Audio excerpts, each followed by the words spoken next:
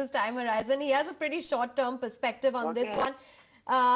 Okay, we'll get your query answered, sir. Nonetheless, not doing too well in today's session. It has set up a diversification program that will result in 1/4 of its revenue coming from areas which is other than steel by the year 2012, which include rail and transport, mining, power generation as well.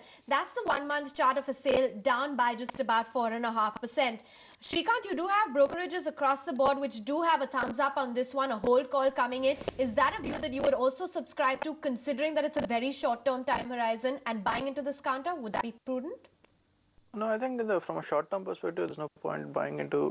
If you are looking at a metal space, it's not the right stock to be in. I think because of the FPO thing, the stock will continue to underperform, and that has been the case for. If you look at vis-a-vis other competitive stocks, the stock has been a continuous underperformer. Also, the fact that rising raw mat prices is putting pressure in most of the steel companies, and that's been the case with even SAIL, which we've seen in the last quarter. So I think both the reasons coupled together doesn't make sense for short term, at least from a short term perspective. Once the FPO is through, maybe one can look at the stock from a more medium to longer term kind of perspective. All right, once the FP is over, then from a medium to long-term perspective is what you can look at SAIL, keeping in mind those levels that Shrikant just pointed out. But Rajat seems to be very confused about this investment, was not too very sure about whether he wants to stay put in the counter for a long period of time, whether he wants to exit right now. So the investment is made, but now he wants to know a clear direction and a clear path that he needs to take with the SAIL, whether he stays on, what kind of levels can he expect, or should he just exit and probably, just keep the money with him, invest when the opportunity is right in some other counter? See, I would broadly concur with Shrikant in the sense that in the short term, the outlook is not very positive, even technically speaking. If there were to be a rally, then it should have gone and moved beyond 160. But on the contrary, it is going. नमस्कार, क्या चढ़ेगा क्या गिरेगा में आपका स्वागत है। मैं हूं विपुल सिंह। ऑलरेडी फैक्टर्ड इन हो रहा है मार्केट्स में कि कल उठ के बहरीन, यमन या सऊदी अरेबिया में यदि प्रोटेस्ट होती है, जैसे हमने लीबिया में होते हुए देखी है, उसके कारण ऑयल के प्राइसेस बढ़ रहे हैं। सो फिलहाल ऑयल में momentum fundamental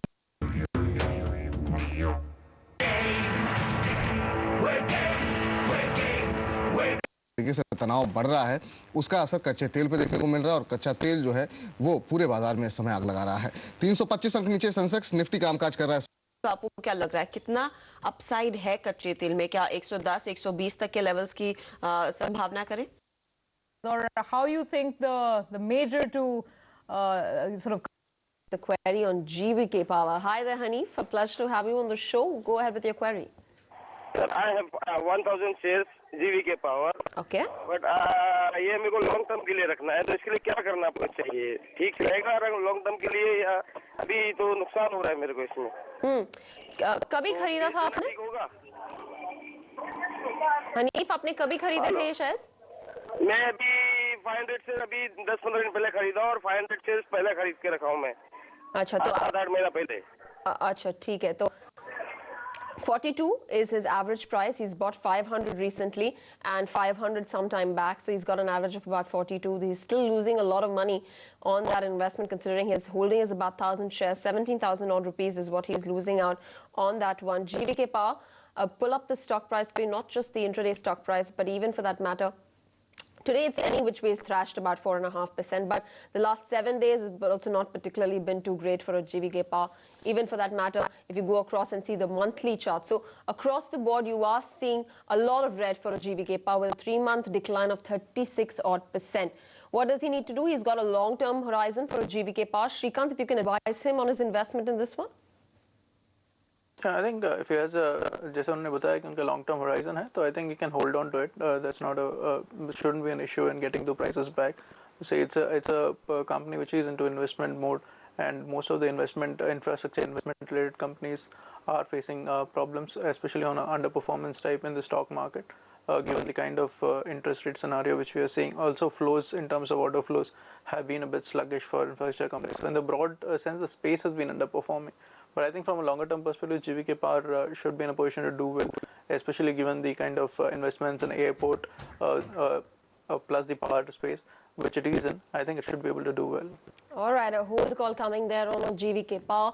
Over a long period of time, yes, considering its airport business and its subsidiary GVK Airport Holdings, which is looking to pick up more stake in the Mumbai airport, everything will all go well for this counter. So probably a 36 is the target that you can hold on. That's Goldman Sachs target that is given. Credit Suisse is also given a higher target of about 51 on that particular investment on GVK Power.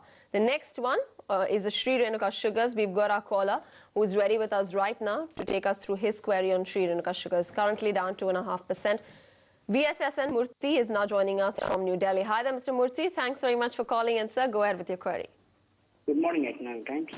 Good morning.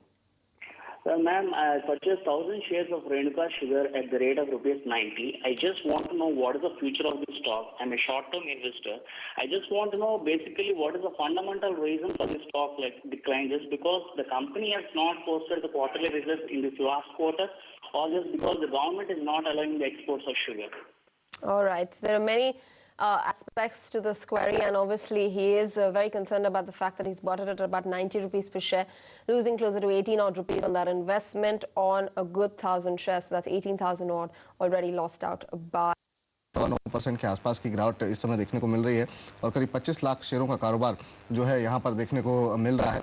आइए देखते हैं कि ये value आकर्षक जो दिखाई दे रही है, ब्रोकर्स हाउसेस क्या टारगेट यहाँ पर क्या दे रहे हैं।